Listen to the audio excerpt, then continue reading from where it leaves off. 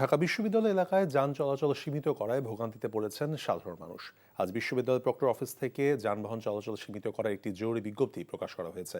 বলা হয়, শিক্ষার্থীদের সার্বিক নিরাপত্তার স্বার্থে শুক্র, শনি এবং সরকারি ছুটির দিনে বিকাল ৩টা থেকে রাত 10টা পর্যন্ত এবং অন্যান্য দিন বিকেল 5টা থেকে রাত 10টা পর্যন্ত বিশ্ববিদ্যালয় এলাকায় স্টিকারবিহীন কোনো যানবাহন প্রবেশ করতে পারবে না। তবে জরুরি সেবায় নিয়োজিত যানবাহন প্রবেশ করতে পারবে। এমন সিদ্ধান্তে সাপ্তাহিক ছুটির দিনে বিকেলে ক্যাম্পাস এলাকায় তীব্র যানজটের সৃষ্টি হয়। ভোগান্তি বাড়ে সাধারণ মানুষের।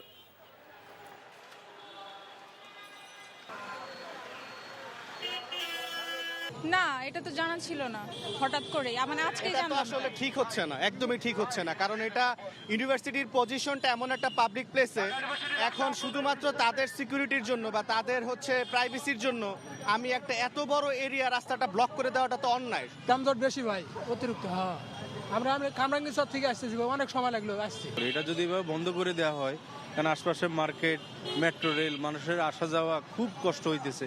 কারণ এই রাস্তা বন্ধ করলে ঢাকা শহরের জ্যাম আরো তীব্র থেকে তীব্র কঠিন হয়ে যাবে মানুষের চলাফেরার জন্য।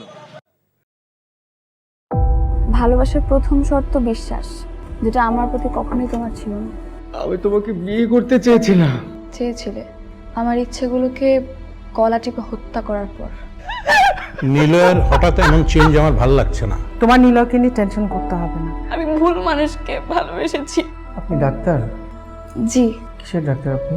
মেডিসিন, গাইনি, অর্থোপেডিক নাকি সাইকোলজিস্ট?